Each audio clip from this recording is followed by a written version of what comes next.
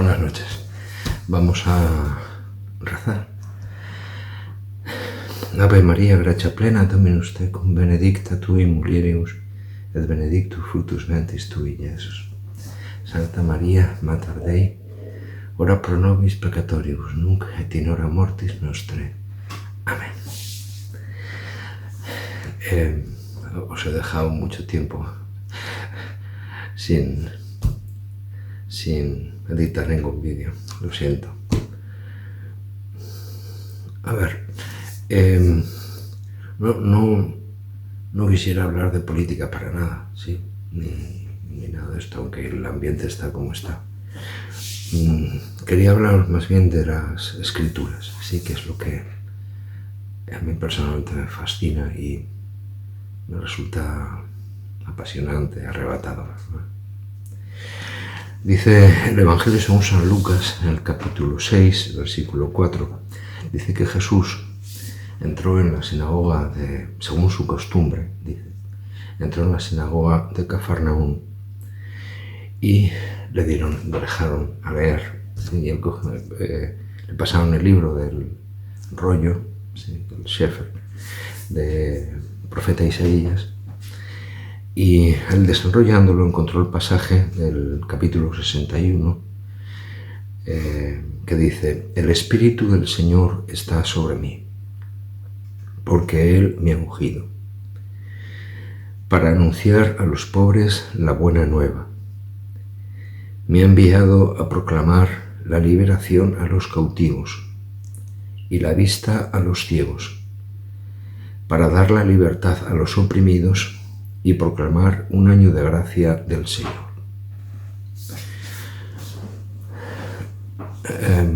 Jesús no es cualquiera.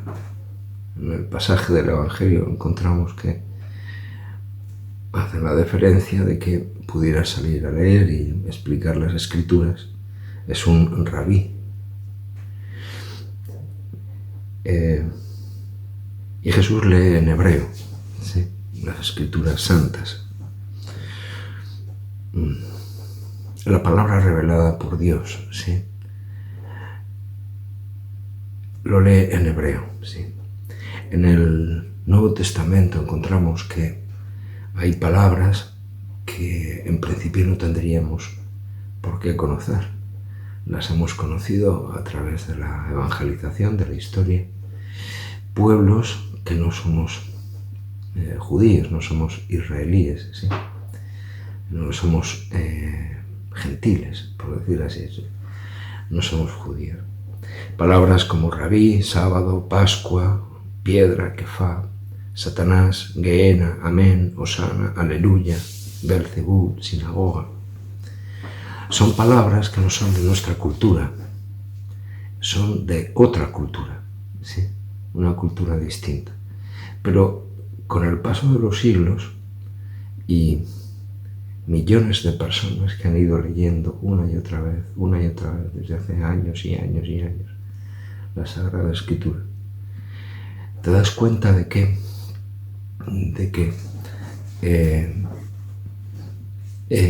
es una cultura semítica, no es una cultura occidental, ¿sí? Y para poder entenderlo hay que entrar dentro de esa cultura, ¿sí? Y quizás, digamos, estudiando y con mucho tiempo, uno puede llegar a entender los porqués y los paraqués, ¿no? Pero es necesario, me refiero igual no a nivel de la gente, sino de los que nos gusta estudiar esto, ¿no? Es necesario muchísimas horas, muchísimo tiempo, comparar textos, ver traducciones, ¿sí? Nos damos cuenta cómo Jesús en algunos momentos, y así lo pone, aunque los evangelios que nos han llegado están escritos en griego, incluso estando escritos en griego, hay algunas frases de Jesús que recita en arameo, ¿sí? Se entiende que en la sinagoga de Cafarnaún ha leído la Torá, ha leído los profetas, el rollo del profeta Isaías lo ha leído en hebreo. Pero su lenguaje, digamos, el lenguaje de la Galilea, del norte de Israel en aquel tiempo, era el arameo, ¿sí? hoy día prácticamente ya no existe, casi solo creo que hay una aldea en Siria, por ahí, que todavía lo hablan, pero hay algunas frases que nos han quedado en el Evangelio para que escuchemos, ¿sí?, las mismas palabras de Jesús en su idioma, ¿sí? En el Evangelio de Marcos, capítulo 5, versículo 41, a una niña la coge de la mano, una niña muerta, la coge de la mano y le dice, Talita Kumi. Hemos escuchado a veces cuando vamos a misa. Cuando Jesús está a punto de morir, dice, Elí, Elí, lema sabachthani. Lo tenemos en Marcos 15, versículo 34. ¿Sí? Es el Salmo número 30. ¿Vale? Tenemos que un sordo dice, Efetá, ¿sí? Le abre los oídos. ¿A qué nos lleva todo esto? Nos lleva a que Jesucristo, el Hijo de Dios vivo, el Dios encarnado, por decir así, para nosotros, ¿sí?, se encarna, o Dios quiere que se encarne en una cultura concreta que no es la nuestra. Jesucristo, por decirlo así a la bestia, es israelí. Jesucristo es un ciudadano de Israel, por decirlo así. Nace en Belén, a 10 kilómetros de Jerusalén, y transcurre toda su vida, digamos, hasta la muerte, la resurrección, en la tierra de Israel. En alguna ocasión va a un territorio extranjero, cruza, digamos, lo que es hoy a Jordania, o pasaría, digamos, un poquitín así de Tiro y Sidón en el Líbano, pero prácticamente toda su vida está dentro de lo que hoy es el Estado de Israel, ¿sí?, la Tierra Santa, la Tierra Prometida, etc. ¿Vale? Bien. Esto parece que es una cosa que se sabe, pues ya está, pues muy bien, pero tiene unas implicaciones, ¿sí? Tiene unas implicaciones. O sea, la Virgen María, Madre de Jesús, ¿sí?, es judía, es hebrea, ¿sí?, habla el hebreo como su hijo, ¿sí?, tiene toda la cultura, culturalmente, digamos, es hebrea por los cuatro costados. Incluso hay un sabio, digamos, de Israel, un profesor emérito de la Universidad Hebrea de Jerusalén, se llama David Flusser, que dice que con Jesucristo los judíos pueden tener alguna queja, pero con la Virgen María, la Virgen Santísima, no, porque nunca se le vio incumplir un precepto de la Torá, nada de nada, así como su hijo pueden, pero con la Virgen María no, ¿sí?, digamos. Pues por decirlo así, por decirlo a lo bestia, ¿sí?, la Virgen del Pilar, la Virgen de Garabandal, o de Umbe, o de la Virgen de Guadalupe, la Virgen del Carmen, todas estas advocaciones de la Virgen hacen referencia, ¿sí?, a una mujer de cultura hebrea. Una cultura hebrea. A mí me resulta emocionante cuando en Medjugorje surge el tema de las 5 piedritas del rey David, ¿no?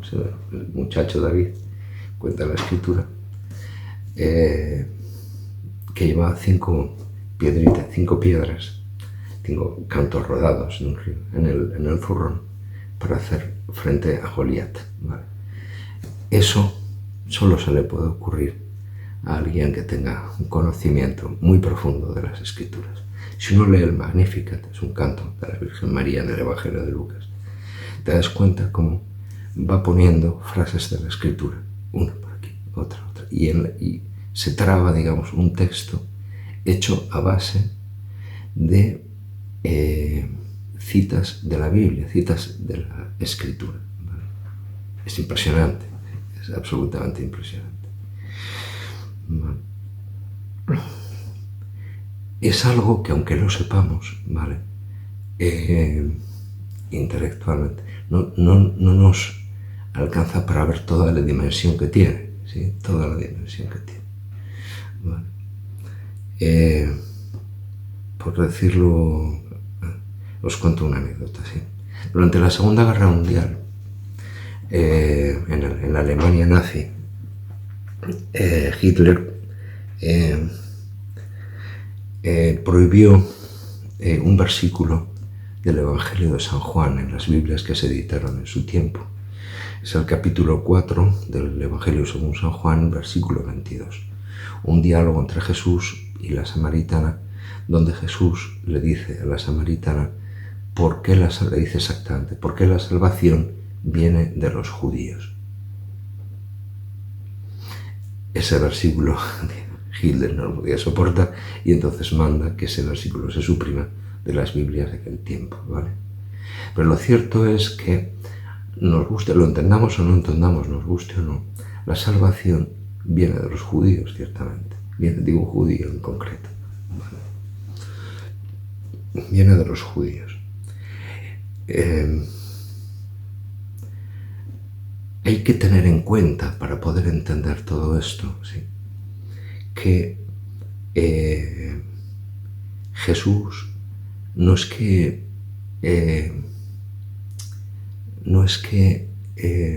vaya en contra de la Torá o los preceptos de la Torá, sino que Él viene para dar un cumplimiento a la palabra, ¿sí?, y sobre todo a las profecías del Antiguo Testamento, todos esos castigos, tal amenazas, digamos, de Dios, van a terminar recayendo sobre Él. Da un cumplimiento, ¿no?, a la Escritura.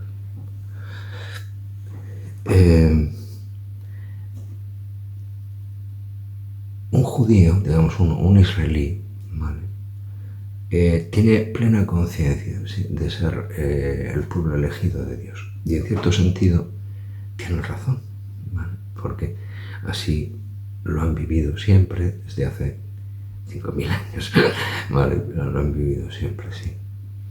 Y tienen razón, ¿vale? Efectivamente, sí, es el pueblo elegido. Ahora bien, ese pueblo elegido, digamos, está en la Torá, o sea, no reconocen a Jesús como el Mesías y por lo tanto las enseñanzas de Jesús o no las conocen o no las quieren conocer o para ellos simplemente es un apóstata, ¿sí?, un falso profeta, ¿vale? Pero claro, Jesús nos dice en el Evangelio, nos enseña una manera diferente de vivir que supera a la ley, ¿sí? La ley es mala, no, la ley es muy buena, pero la enseñanza de Jesucristo supera a la ley. ¿Y qué dice Jesús acerca de, o sea, ese perfeccionamiento de la Torá? Dice: al que te abofetee en la mejilla derecha, ponle, ¿sí?, el que te abofetee en la cara, pues le pones la otra cara para que te vuelva a dar, ¿vale? Eso es absolutamente irracional y no tiene que ver con la justicia, al menos con la justicia que aparece en la Torá, es ojo por ojo, diente por diente. A ver, nosotros podemos criticar este asunto, ¿no? Es decir, es que claro, son vengativos, o son sí y no, o sea, están cumpliendo un precepto de la Torá, ¿sí?, en el sentido de que, con esto no quiero justificar nada, ni hacer política ni nada, pero es simplemente culturalmente para poder entender, ¿vale? Uno, digamos, si una sociedad está basada en la justicia, ¿sí?, si a ti te hacen daño, te tienen que recompensar aquel que te ha hecho daño, ¿vale? O tú puedes equilibrar la balanza, digamos, ¿no? A ti te han hecho daño en una cosa, tú tienes derecho a que eso se equilibre, porque eso se llama justicia, ¿no?, sobre todo si son inocentes. Bien, y eso no es nada malo, quiero decir, hasta ese punto dices, lo que queremos es justicia, vale, pues eso es justicia. A ti te dan, tú la devuelves, vale, estupendo, está ahí, muy bien. Otra cosa distinta ocurre con el Islam, pero bueno, esto os lo cuento de otra manera, ¿vale? Quiero decir, a ver, un judío no está obligado a pensar como un cristiano, no lo está, porque es judío, quiero decir.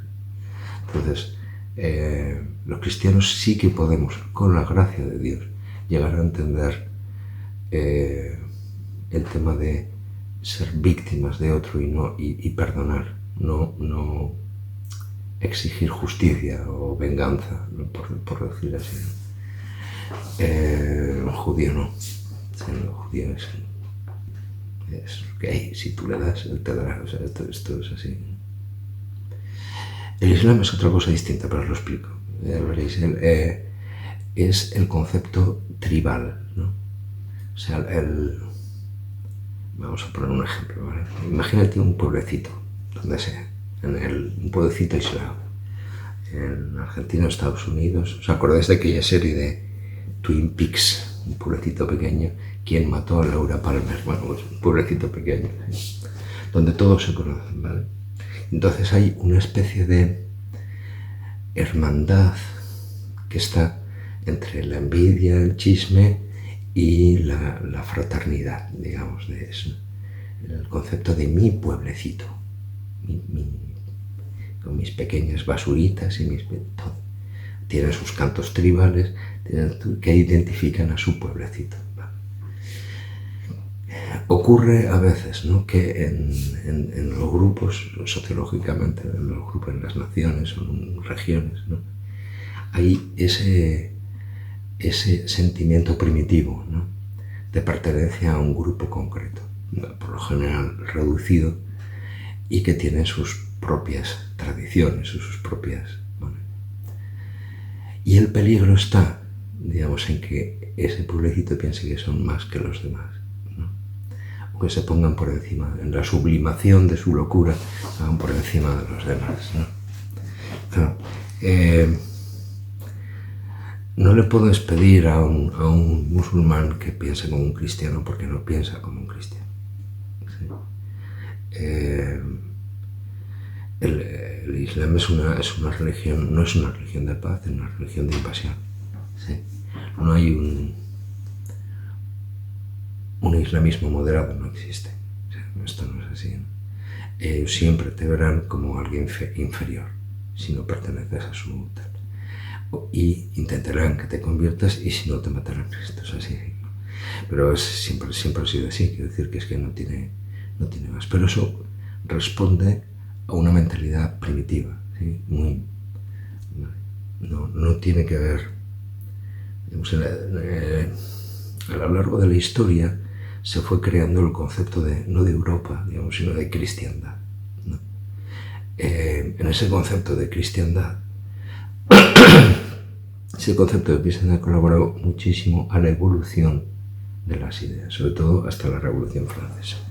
Cuando llegó la Revolución Francesa, todo eso cayó, digamos, ¿no? Porque se quitó a Dios, o sea, la sociedad, por los pensadores, por los movimientos de pensamiento, quitó a Dios del medio, ¿sí?, cosa que no ha hecho el judaísmo ni el islam, y puso la razón, ¿vale? ¿Qué es lo que ocurre con eso? Que si pierdes tu identidad, pierdes tus raíces, pierdes el norte y el sur, pierdes tu trascendencia, el sentido de la vida, y todo tiene que pasar a través de tu pequeño cerebro de 620 gramos, pues resulta que puede, digamos, puede que consigas una revolución, ¿vale? Pero siempre al final vas a salir perdiendo, ¿sí? ¿Por qué? Porque otra cultura diferente a eso, que sí que tenga claro esa trascendencia, te aplastará, te invadirá. ¿Entendéis lo que quiero decir? Entonces, ahora lo vemos desde el punto de vista teológico, ¿vale? Lo vemos en los profetas, sobre todo en Jeremías, ¿vale? Si tú abandonas a Dios, al final, Dios tiene mucha paciencia, es santo, pero al final Dios va a decir, se ha acabado, ¿vale? Y entonces, donde tú tenías tu confianza en tu ciudad, tu pequeño pueblecito, tus cantos tribales, tus ritos, tus historias, se irá a tomar gárgaras, porque vendrá otra cultura y se impondrá. Y lo que criticaban de la cultura anterior, digamos, del catolicismo en Europa, por ejemplo, del protestantismo, ¿no?, decir, oh, es que eran moralistas, es que el cura no te dejaba no sé qué, y había que ponerse medias para entrar en la iglesia. Igual, no, hombre, no, que eso da igual. Con la relajación de las costumbres y el abandono de Dios, vendrán otros que sí que te van a poner un pañuelo, ¿sí? Y si no, te matarán. Y si no, tendrás que pagar lo que no pagas a la iglesia, ni de coña, ¿vale? Tendrás que pagar porque te dejen ser cristiano. ¿Entendéis lo que quiero decir? Entonces, no vamos a entrar en el análisis de la actualidad política de estos días, pero sí que a lo que voy es hacer un análisis cultural, ¿vale? Cultural. Si después o sea, en estas mentalidades, ¿sí? Tanto la cristiana o protestante como el judaísmo, digamos, o el islam,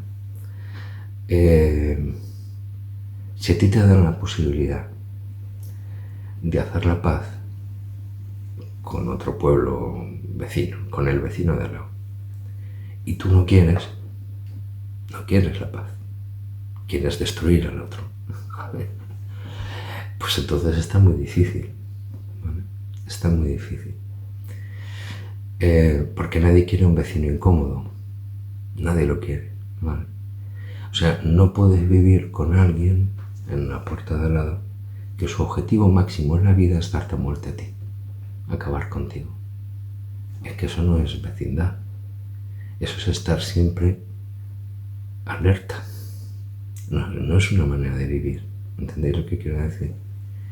Entonces, entre unos y otros, quiero decir, si te dan la posibilidad de construir una ciudad magnífica, con comercio, con turismo, con tal y cual, y todo el dinero que te llega de fuera, digamos, que te ayudan las instituciones internacionales, lo inviertes en una guerra santa para destruir a tu vecino, primero no estás dejando prosperar a tu gente, y después luchar contra los judíos es muy complicado, porque es que ellos no tienen otra opción que ganar o ser destruidos, y eso no lo van a hacer, ¿no?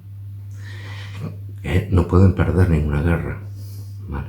Porque sería el final. Entonces tienen que ganarlas todas como sea, ¿vale? Y después está la manipulación, ¿sí? La manipulación.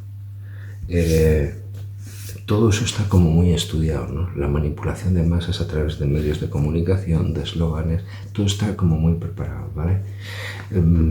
Sobre todo en los regímenes comunistas o socialistas, para tener a la gente bajo control, ¿sí? Bajo control. Y que no se puedan rebelar, ¿sí? Y abocarlos a una vida donde siempre deban algo al Estado. O sea, quitamos a Dios del medio, entonces se pone el Estado. Y al Estado hay que pagarle religiosamente, hay que. Y el Estado al final no te dejará ni fumar, ni ir al baño, o sea, lo que quieran, lo que se les ocurra, ¿vale? Una especie de gran hermano a lo bestia, ¿no? Nada que ver con la libertad. Entonces, resumiendo, ¿cuál es la realidad? La realidad más real es que Occidente le dio la espalda a Dios hace mucho tiempo, ¿vale? Y también es realidad que la salvación viene de los judíos, de ese pueblo terrible que está haciendo exterminios y no sé cuántas cosas. Bueno, pues la salvación viene de ellos, ¿sí? A ver, quiero decir, ser judío, musulmán o católico no significa que sean gente perfecta, ¿vale? Lo vemos en los libros de los reyes, por ejemplo, como el pueblo de Israel o los reyes de Israel van metiendo la pata, van equivocándose. Se equivoca una vez y otra vez y otra vez. O sea, quiero decir, nadie tiene el patente de corso para decir, oh, nosotros somos perfectos. Sí, una cosa es que seamos elegidos de Dios y otra cosa es que seamos perfectos. Es muy diferente. Uno se puede equivocar y el pueblo entero se puede equivocar. Bueno. Bien. Bueno, pues eso es un poco lo que os quería decir. La salvación viene de los judíos, evidentemente viene de los judíos. Y nosotros creemos absolutamente de que el Mesías esperado por el pueblo de Israel es un judío, un rabino. ¿Sí? Dios quiso encarnarse en el seno de una virgen hebrea, israelita, por decirlo así, de Israel, no de Siria, de Palestina, o de España, o vasca, o argentina, ¿no? En el pueblo de Israel. Y esto tenemos que tenerlo en cuenta. Resulta fascinante si uno lee y lee y lee durante 40 años la Sagrada Escritura, uno termina llegando a esa conclusión. Es fascinante.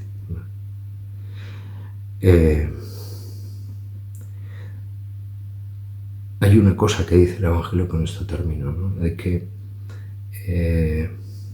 el Evangelio, Jesús, digamos, para los gentiles, para los no judíos, es luz, ilumina nuestras tinieblas, o sea, lo que nos pasa existencialmente a cada uno, si uno se acerca, claro. Pero habla de que Jesús también es la gloria de su pueblo, atentos, Israel. ¿Cuál es el pueblo de Jesús? Israel. Israel.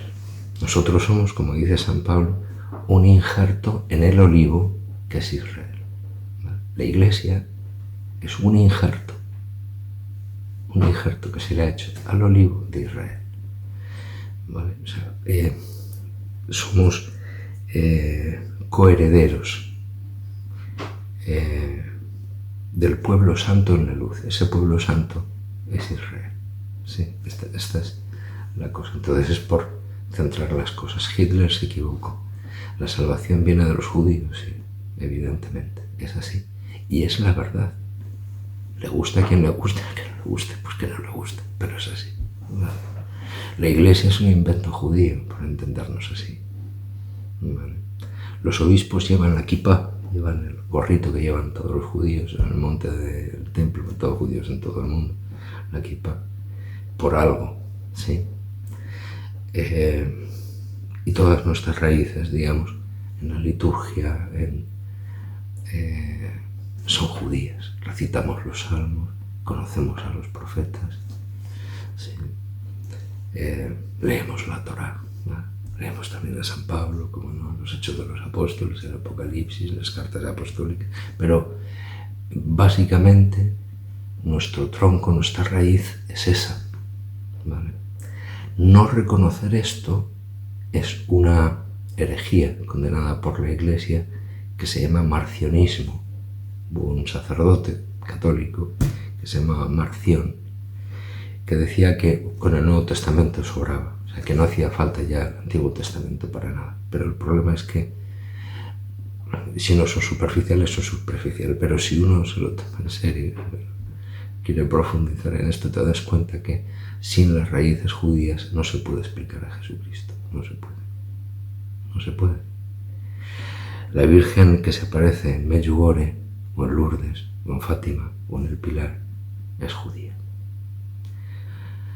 Os dejo, nos vemos.